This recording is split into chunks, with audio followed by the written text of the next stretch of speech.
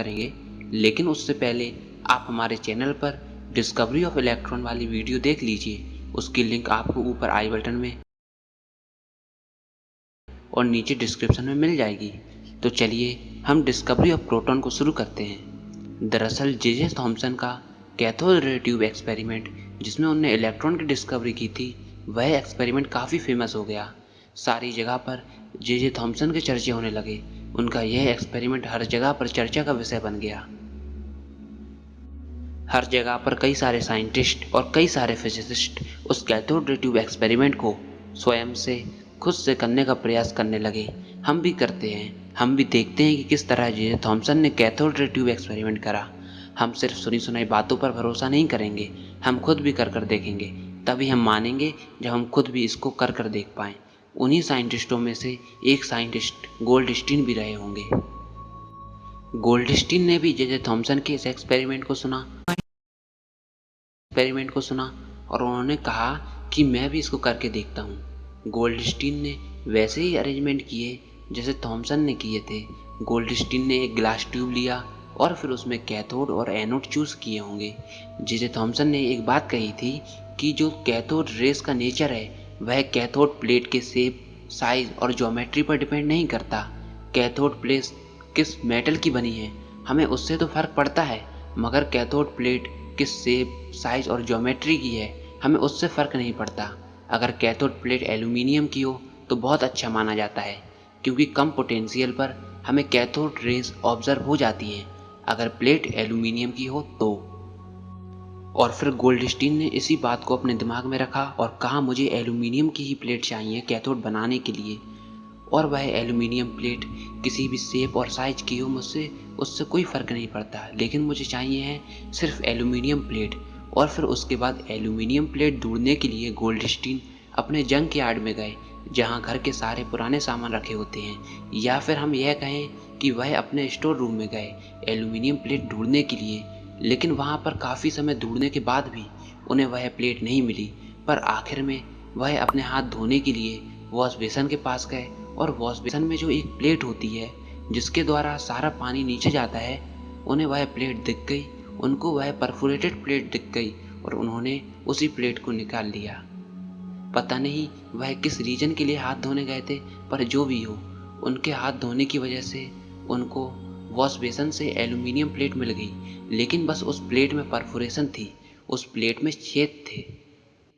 Perforated plate में छेद होते हैं और उन्होंने उसी परफोरेटेड प्लेट को कैथोड की जगह पर फिक्स कर दिया। उन्होंने कैथोड की तरह उस प्लेट को इस्तेमाल किया, क्योंकि उन्हें जे थॉम्सन की बात याद थी कि कैथोड रे कैथोड प्लेट की शेप, साइज और ज्योमेट्री पर डिपेंड नहीं करती, वह उसके मटेरियल पर डिपेंड करती है।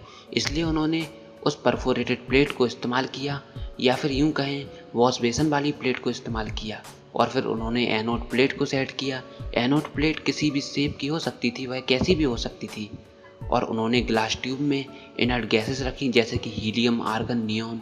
पोटेंशियल लगा दिया हाई वोल्टेज का। प्रेशर कम करने के लिए सक्शन पंप लगा दिया।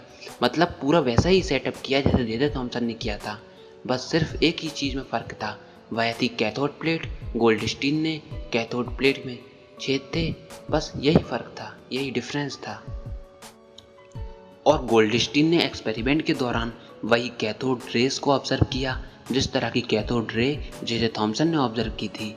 मगर इन कैथोड रेस को देखने के अलावा गोल्डस्टीन ने एक और एडिशनल ऑब्जर्वेशन करा कि यह जो परफोरेटेड प्लेट है, परफोरेटेड कैथोड प्लेट है, उसके पीछे ग्लास ट्यूब है। उस ग्लास ट्यूब का सरफेस चमकने लगा, यह साइन करने लगा। ठीक जहाँ पर परफोरेशन है, जहाँ पर छेद है, उसके पीछे ग्लास ट्यूब साइन करने लगा। उन्हें ब्राइट येलो कलर की साइनिंग दिखी। यह एक एडिशनल ऑब्जर्वेशन है जो गोल्डस्टीन ने ऑब्जर्व की थी। इस तरह के कोई भी फिनोमेना जे थॉम्सन ने अपने आर्टिकल लिखते समय अपने एक्सपेरिमेंट के दौरान नहीं बताया था। गोल्डस्टीन यह जो बात ऑब्जर्व कर रहा था यह बिल्कुल नई थी, एक नया ऑब्जर्वेशन था। और जब गोल्डस्टीन ने इस नई बात को देखा तो उसने सोचना चालू किया कि बाकी सब तो ठीक है, ठीक वैसा ही हो रहा है जैसा जे थॉम्सन ने अपने एक्सपेरिमेंट में कहा था। मैं सब कुछ देख सकता हूँ जैसा जे थॉम्सन ने बताया था। कैथोड रे पर उसने क्रॉस भी रखा, पैडल व्हील भी रखा, मैग्नेटिक फील्ड, इलेक्ट्रिक फील्ड भी लगाई। सब ऑब्जर्वेशन करेक्ट थे, मगर यहाँ पर उसने एक नई बात देखी। और यह नई बात उसने कब देखी, जब कैथोड प्लेट की जगह पर उसने एक परफोरेटेड प्लेट ली। इस ऑब्जर्वेशन को देखते हुए गोल्डस्टीन के दिमाग में जो सबसे पहला रिएक्शन आया कि यदि कैथोड प्लेट से कैथोड रे इमिट हो सकती हैं और वह रेज कैथोड से एनोड की तरफ ट्रेवल कर सकती हैं, तब तो एनोड प्लेट से भी एनोड रेज इमिट होनी चाहिए, जिन्हें हम एनोड रे कह सकते हैं, और यह रेज एनोड से कैथोड की तरफ मूव होनी चाहिए। तो गोल्डस्टीन ने एनोड रेज के कंसेप्ट रखा और अपना एक्सपेरिमेंट सबको दिखाया। लेकिन फिर सबने गोल्डस्टीन से यह सवाल किया कि अगर आप इसको एनोड रेज कह रहे हैं तो इसके बारे में हमें और भी तो बताइए। जे थॉमसन सिर्फ कैथोड रेज कहकर थोड़ी ना रुके थे, उन्होंने अपने एक्सपेरिमेंट किए, उसके कैरेक्टरिस्टिक बताए, इलेक्ट्रॉन की डिस्कवरी की। तो आप भी तो एनोड रेज के बारे में कुछ और बताइए, आप भी तो कुछ एक्सपेरिमेंट करिए जैसे जे थॉमसन ने किए थे, जिससे कि एनोड रेज के एग्जिस्टेंस को प्रूव करा जा सके। गोल्डस्टीन ने कहा ठीक है, चलिए करते हैं एक्सपेरिमेंट। उन्होंने सबसे पहले क्रॉस रखा, जिस जगह पर वह एनोड रेज होने की बात कर रहे थे वहां पर उन्होंने क्रॉस रखा, लेकिन कोई शैडो नहीं दिखी, एक्सपेरिमेंट फेल हो गया। इसके बाद उन्होंने पैडल व्हील रखा, पैडल व्हील भी नहीं घूमा, फिर से एक्सपेरिमेंट फेल हो गया। क्योंकि मैग्नेटिक फील्ड और इलेक्ट्रिक फील्ड भी लगाई, लेकिन कोई डिफ्लेक्शन नहीं दिखा, एक्सपेरिमेंट फिर से फेल हो गया। अब सारे एक्सपेरिमेंट फेल होने के कारण गोल्डस्टीन ने स्वयं से ही मान लिया कि एनोड रेज जैसी कोई चीज़ होती ही नहीं है। मगर फिर भी यह फिनोमेना तो हो रहा है, शाइनिंग दिख रही है, लेकिन इसको समझाना तो पड़ेगा ना। गोल्डस्टीन ने इसके बारे में सोचा और समझाने की कोशिश की। उन्होंने कहा एटम होता है न्यूट्रल, एटम होता है इलेक्ट्रिकली न्यूट्रल, मतलब एटम पर ना तो कोई नेगेटिव चार्ज है और ना तो कोई पॉजिटिव चार्ज है, लेकिन इस एटम के अंदर नेगेटिवली चार्ज पार्टिकल इलेक्ट्रॉन होता है और इन इलेक्ट्रॉन को बाहर भी निकाला जा सकता है, और इन इलेक्ट्रॉन के बाहर निकलने से ही हमें कैथोड रेज ऑब्जर्व हो रही हैं। और यदि एटम इलेक्ट्रिकली न्यूट्रल है और उसमें से इलेक्ट्रॉन बाहर निकल रहा है, इसका मतलब निश्चित ही एटम के अंदर पॉजिटिवली चार्ज पार्टिकल भी होना चाहिए। एटम के अंदर नेगेटिवली चार्ज पार्टिकल के साथ साथ पॉजिटिवली चार्ज पार्टिकल होना भी कंपलसरी है, तभी तो एटम इलेक्ट्रिकली न्यूट्रल हो सकता है। अब यहाँ पर क्या हो रहा है कि ग्लास ट्यूब के अंदर है गैस, ग्लास ट्यूब के अंदर जो फास्ट मूविंग इलेक्ट्रॉन है वह गैस एटम से टकराते हैं, तो गैस एटम के अंदर के इलेक्ट्रॉन को नॉकआउट कर देते हैं, उनको बाहर फेंक देते हैं, और गैस एटम के इलेक्ट्रॉन नॉकआउट हो जाने की वजह से गैस एटम पर पॉजिटिव चार्ज आ जाता है। उन्होंने समझाया जब fast moving electron gases atom से टकराएंगे तो गैस एटम के अंदर के इलेक्ट्रॉन को नॉकआउट कर देंगे, उनको बाहर फेंक देंगे। खुद तो हाई वेलोसिटी से हैं ही, लेकिन टकराते हुए अपने संग गैस एटम के इलेक्ट्रॉन को भी लेकर जाएंगे, खुद तो बाहर जाएंगे ही, उसको भी साथ लेकर जाएंगे। तो इस तरह जब गैस एटम के इलेक्ट्रॉन बाहर आ जाएंगे तो उसके पास पॉजिटिव चार्ज आ जाएगा, और फिर यह positively charge gas atom negatively charge cathode plate की तरफ अट्रैक्ट होगा, क्योंकि कैथोड पर नेगेटिव चार्ज होता है और गैसियस एटम पॉजिटिव चार्ज है, तो एक दूसरे के पास आने लगेंगे और उससे टकरा जाते हैं। अगर वह प्लेट बिल्कुल फ्लैट हुई तो पॉजिटिव नेगेटिव एक दूसरे को डिस्ट्रॉय कर देंगे, न्यूट्रल हो जाएंगे। लेकिन अगर प्लेट परफोरेटेड हुई, उसमें छेद हुए, तो पॉजिटिवली चार्ज गैसियस एटम अपने हाई मोमेंटम की वजह से कैथोड प्लेट के उस पार चले जाएंगे, और क्योंकि मोमेंटम हाई है तो वह ग्लास सरफेस से टकराते रहेंगे और कंटिन्यूसली ग्लास सरफेस से टकराएंगे।